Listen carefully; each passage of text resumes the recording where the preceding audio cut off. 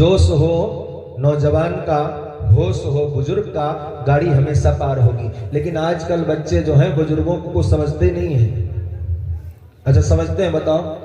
एक बार एक ट्रेन जा रही थी, ट्रेन में कुछ बच्चे सफर कर रहे थे, लड़के, अच्छा लड़के नाम देखो, लड़के। पहले इन पे कोई लड़का नहीं कहता था, माताओं पे कोई औरत नहीं कहता था।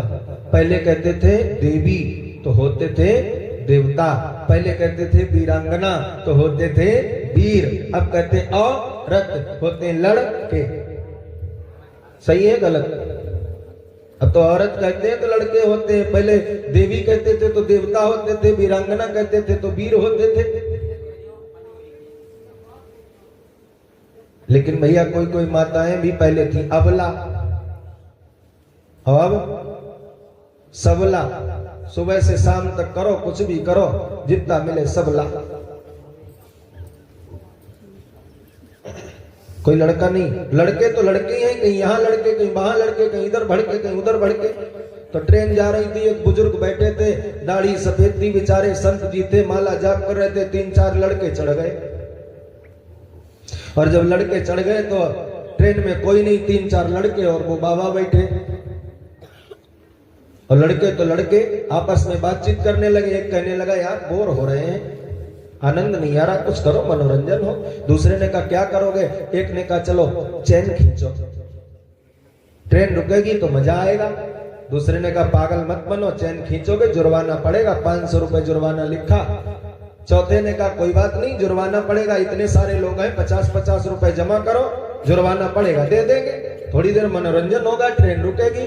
सबने राय मिला ली, 10-12 लड़के थे, किसी ने 50 दिए, किसी ने 100 दिए, किसी ने 200 दिए, रुपए जमा हो गए 1400।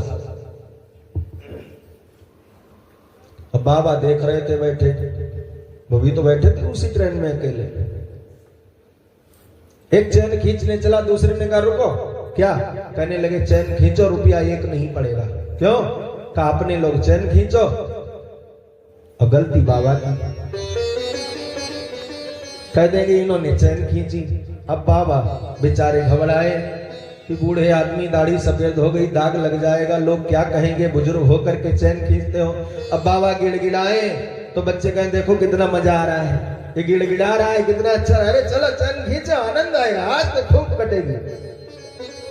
अब बाबा बेचारे गिड़गिड़ाए, भैया ऐसा ना करो, जीवन में कोई दाग नहीं लगा, दाढ़ी, अरे देखो चैन खींच ली बच्चों ने, ट्रेन रुक गई, स्पेशल चेकिंग फोर्स आ गई टिकटी के साथ में।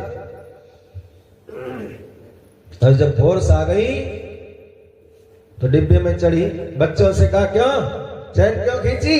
तो सारे एक स्वर में बोल पड़े, हम लोगों ने नहीं खींची। फिर कहा इन बुढ़े ने खींची है, बाबा बैठे। अच्छा वो 10-12 और ये अकेले, बोलो उनकी मानी बजाएगी या इनकी? तो अधिकारी आया, टीटी ने कहा क्यों बुजुर्ग हो गए, तुम्हें शर्म नहीं आती?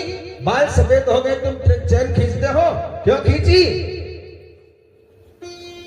तो बाबा ने हाथ जोड़े और कहने लगे बाबूजी हमने बहुत मजबूरी में चैन खींची। मजबूरी में चैन खींची? हाँ। क्यों? कहा हमारी जेब में 1400 रुपए थे। फिर बाबा ने कही हमने मजबूरी में चैन खींची। कहा क्यों? कहा हमारी जेब में 1400 रुपए थे। फिर क्या हुआ?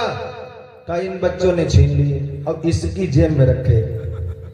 क्योंकि बाबा को तो सब मत पता कितने रुपए गिने गए, किसकी जेब में रखे, क्या युक्ति बनाई, कितनी युक्ति से काम किया। देखो होश बुजुर्गों का, जोश था बच्चों का, होश है बुजुर्गों का। बाबा ने कहा साहब बहुत मजबूरी आई तो चैन खींची, हमारे पास 1400 रुपए थे, इन बच्चों ने छीन लिए, इसकी जेब में रखे। पुलिस ने चेकिंग की, देखा जेब में वास्तव में 1400 रुपए उसी की जेब में निकले। किसके हैं? बाबा ने कहा साहब हमारे, इसीलिए चैन खींची। पीठ ठोकी अधिकारी ने, शाबाश बड़ा साहस का काम किया, इतने लोगों के बीच में तुमने इतनी हिम्मत दिखाई। 1400 रुपए बाबा को मिल गए। अगली स्टेशन पे जब ट्रेन रुकी तो बच्चों को पुलिस ले जाने लगी। बाबा बैठे खिड़की के पास बैठे, जेब में 1400 रुपए। तो बच्चों ने आंखें दिखाते हुए पीछे मुड़ के देखा तो बाबा ने दाढ़ी पे हाथ घुमाया, कहने लगे जा ऐसे थोड़ा सफेद हो ही गई। बोलो गोविंद भगवान की। तो बुजुर्गों का होश होना बहुत जरूरी है। जहां बुजुर्ग होंगे वहां कोई समस्या नहीं होगी।